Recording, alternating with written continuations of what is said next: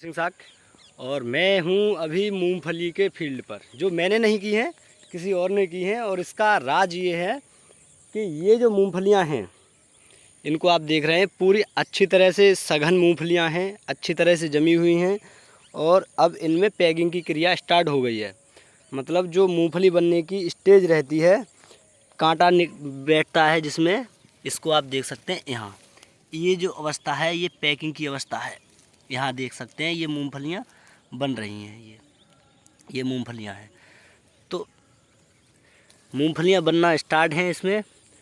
और इसकी ख़ास बात ये है कि इस खेत में पहले फरवरी मार्च में जो मूंगफलियाँ लगाई जाती हैं, बुआई होती है, उसी टाइम की मूंगफलियों को जब खुदाई की गई थी तो उसी में से टूट गई थी मूंगफली। निकालते समय, खेत से निकालते समय ही मूंगफलियाँ कुछ टूट गई थी।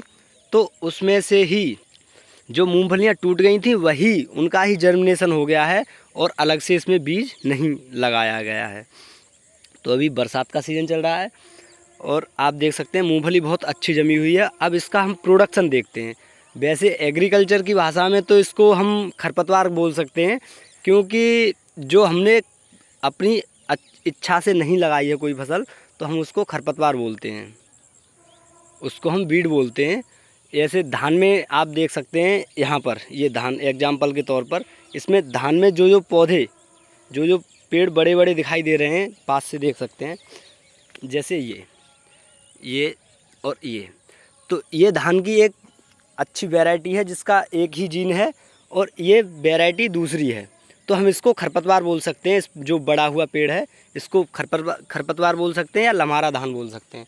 ठीक उसी प्रकार से हम इनको खरपतवार बोल सकते हैं मूंगफली को, या लम्हारा बोल सकते हैं। और हम इनका प्रोडक्शन देखेंगे कि किस टाइप का प्रोडक्शन निकलता है। वैसे हमारे यहाँ के हिसाब से 2 से 3 क्विंटल बीघा, प्रति क्विंटल बीघा निकलता है। 2 से 3 क्विंटल प्रति बीघा के हिसाब से प्रोडक्शन निकलता है मूंगफली का सूख के। अब इसका जो बरसात की सीज़न रहती है, इसका 1.5 तक रहता है, 1.5 क्विंटल प्रति बीघा।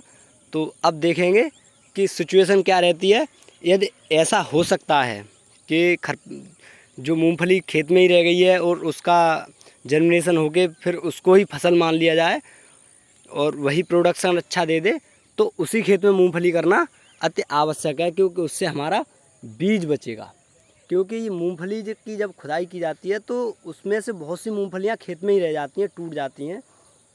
तो यहाँ आप देख सकते हैं एग्जाम्पल, कितनी सघन जमी हुई है, जर्मिनेशन बहुत ही अच्छा है। और एक तरह से जब हम मूंगफली लगाते हैं खेत में बुआई करके, तो उससे भी मुझे उम्मीद है कि उससे भी बेटर जमी हुई है ये मूंगफली। उसका जर्मिनेशन बहुत अच्छा है और मूंगफली की फसल पूरी एक बराबर है। और इस साल देखने को मुझे सबसे आश्चर्य की बात यह है कि इस साल बारिश भी बहुत ज़्यादा हुई है और तब भी टिक्का रोग देखने के लिए नहीं है। और नहीं तो इन दिनों में टिक्का रोग की बहुत गंभीर समस्या रहती है। यहाँ आप देख सकते हैं थोड़े थोड़े स्पॉट टिक्का के दिखाई दे रहे हैं। जैसे इस लीफ को आप देख सकते हैं, ये जो लीफ है ये टिक्का रोग का एग्जाम्पल है। और जैसे निचली पत्तियों पर और पौधों पर देखेंगे तो टिक्का रोग से पत्तियाँ गिर भी रही हैं नीचे, जैसे ये है। और यहाँ आप देख सकते हैं ये निचली पत्तियाँ हैं। तो जो टिक्का रोग से नीचे वाली पत्तियाँ, उन पर टिक्का रोग उत्पन्न हो रहा है, लेकिन तब भी बहुत ही कम मात्रा में टिक्का रोग है। नहीं तो इन दिनों में जब नमी और गर्मी पड़ती है तो टिक्का रोग की समस्या इतनी गंभीर हो जाती है कि इस अवस्था तक आने तक पौधों पर पत्तियां नहीं रहती, सब टूट के गिर जाती हैं। और जो टहनी रहती है इसकी, जो इसकी स्टिम रहती है, ये भी स्पॉट बन जाते हैं इस पर, लाल पीले काले। तो पत्तियां गिर जाती हैं, प्रोडक्शन बिल्कुल ख़त्म हो जाता है, प्रोडक्शन बिल्कुल नहीं मिल पाता। तो उसके लिए हम बाविस्टिन या फिर कार्बनडाजिम या मैनकोजेब, दोनों का जो टेक्निकल आता है मिलके, उसको हम मार सकते हैं। जैसे मार्केट में कारटाप और चक्रा नाम से, नहीं, चक्रा और सरताज नाम से आता है। कारटाप तो एक इंसेक्टिसाइड हो जाती है, तो उसका हम स्प्रे कर सकते हैं 30 ग्राम प्रति टंकी के हिसाब से। तो टिक्का रोग का बस, और 2-3 स्प्रे कर सकते हैं ज़्यादा से ज़्यादा। वैसे 8 दिन के अंतर पर यदि आप स्प्रे करते हैं, टिक्का रोग आपके में दिखता है, तो 8 दिन के अंतर पर स्प्रे कर दें, 3 स्प्रे कर दें तो आपके में टिक्का रोग की समस्या है वो रुक जाएगी, लेकिन ख़त्म नहीं होगी। इतना हो सकता है कि आपके फसल में रोग नुकसान नहीं पहुंचा पाएगा, थम जाएगा। तो हम फिर मिलेंगे कुछ नई जानकारी के साथ में।